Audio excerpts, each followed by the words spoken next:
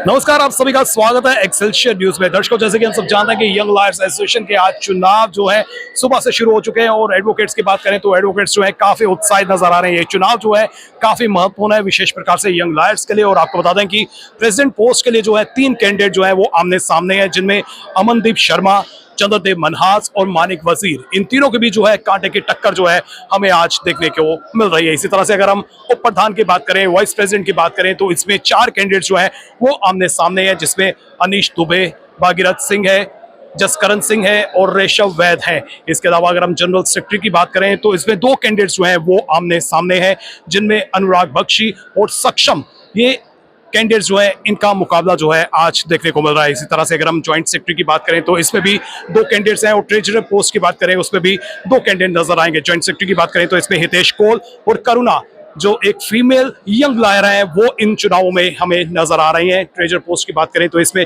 कादिर अहमद है और सुशील कुमार है। हालांकि जिस तरह से फीमेल वोटर्स की बात करें तो काफी संख्या जो हमें फीमेल वोटर्स की नजर आ रही है, लेकिन कॉन्टेस्ट की बात करें तो इसमें मात्र एक चेहरा जो है वो फीमेल का नजर आएगा। ये चुनाव जो है काफी महत्वपूर्ण है, यंग लॉयर्स के लिए महत्वपूर्ण है। सुबह से जो है वोटिंग हो रही है और आज शाम को जो है नतीजे भी घोषित हो जाएंगे कि नया चेहरा कौन होगा यंग लॉयर्स का।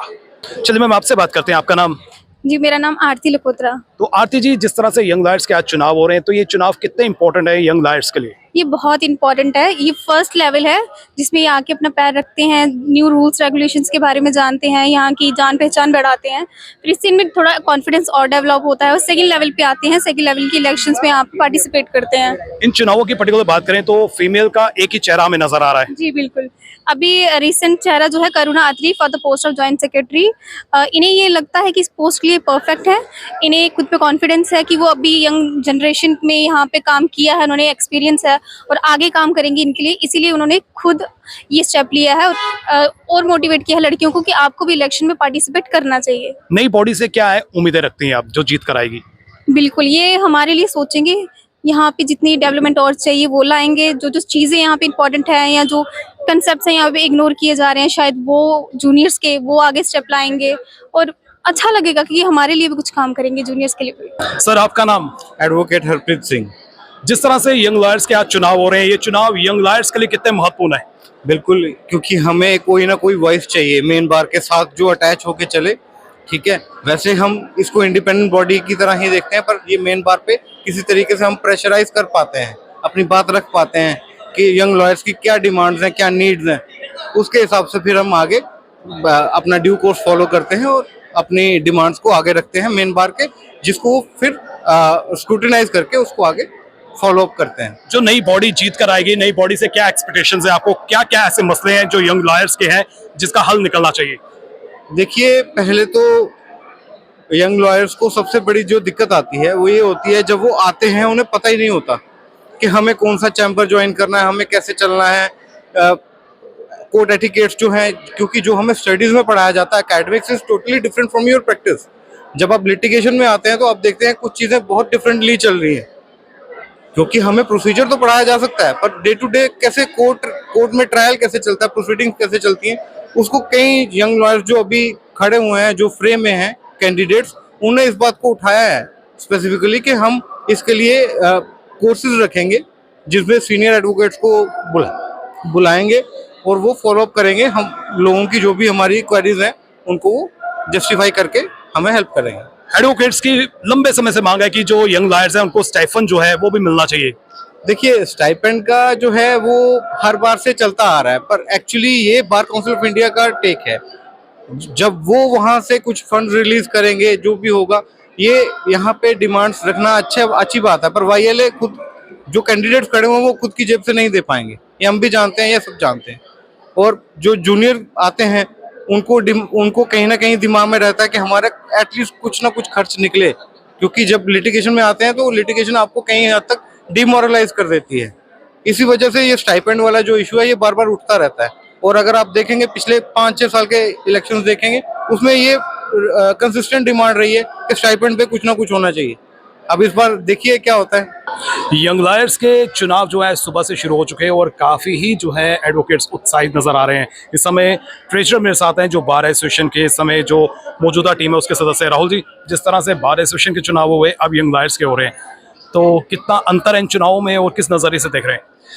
नमस्कार। पहले तो जो भी आपके ज़रिए से मुझे देख रहे हैं, आज हमारे यहाँ यंग लॉयर्स एसोसिएशन के इलेक्शन चल रहे हैं। ये जो एसोसिएशन है ये उन वकीलों के लिए है जिनकी उम्र अभी 35 साल से कम है और जिनको प्रैक्टिस में 10 साल ही हुए हैं, क्योंकि हम जानते हैं कि जो हमारा प्रोफेशन है एक बड़ा ही डायनामिक सा प्रोफेशन है। यहाँ पे हर एज ग्रुप के लिए, हर वकील के लिए अलग चैलेंजेस है। तो जो ये एज ग्रुप रहता है इनिशियल 10 ईयर्स का, जो जहाँ पे जब एक एडवोकेट आता है, सीखता है, काम करता है, तो उनके लिए एक एसोसिएशन बनाई गई है यंग लॉयर एसोसिएशन, जो कि JNK high court bar association का ही पार्ट है। बट ये स्पेसिफिकली एक जो 10 साल तक के वकील हैं उनको कैटर करती है, साथ में जिनकी 35 साल से कम की उम्र है उनको कैटर करती है। पर्टिकुलर यंग लायर्स की बात करें, इनके अपने मसाइल्स हैं, तो क्या लगता है कि दोनों बॉडी अगर एकजुट हो जाएंगी तो मसले जो है आसानी से हल होंगे? बिल्कुल जी, जैसे कि इसका नाम ही यंग लॉयर्स है और मैं खुद एक यंग लॉयर हूँ। मेरे को भी जो अभी इतना साथ दिया, जो मेरे को जिताया, मेरे यंगस्टर ने ही जिताया।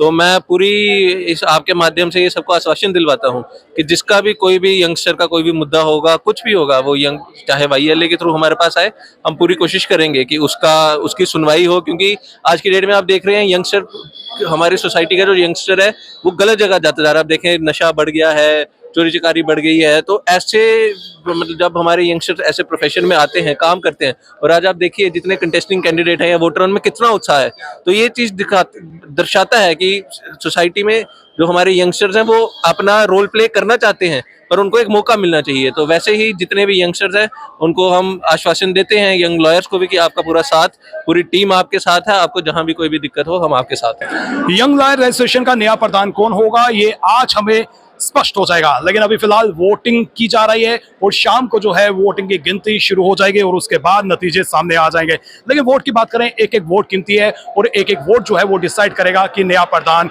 कौन होगा। आपको बता दें कि 750 के करीब जो है वोटर हैं जो अपना अपना मत का इस्तेमाल कर रहे हैं और अपने अपने पसंदीदा कैंडिडेट को जो है जीत की तरफ जो है आगे लेकर जा रहे हैं। फिलहाल यंग लायर्स की बात करें तो यंग लायर्स का एक अपना रोल है, अपनी ड्यूटी है और अपनी ही जिम्मेदारी है, और हम उम्मीद करते हैं कि जो भी कैंडिडेट जीत कर आएगा वो यंग लायर्स को साथ लेकर चलेगा। और बार एसोसिएशन की बात करें तो बार एसोसिएशन बॉडी के साथ भी जो है कंधे से कंधा मिलाकर चलेगा। फिलहाल नितिन कनोत्रा और मुझे यानी कि रितेश गुप्ता को दीजिए इजाजत और आप देखते रहे एक्सेलशियर न्यूज।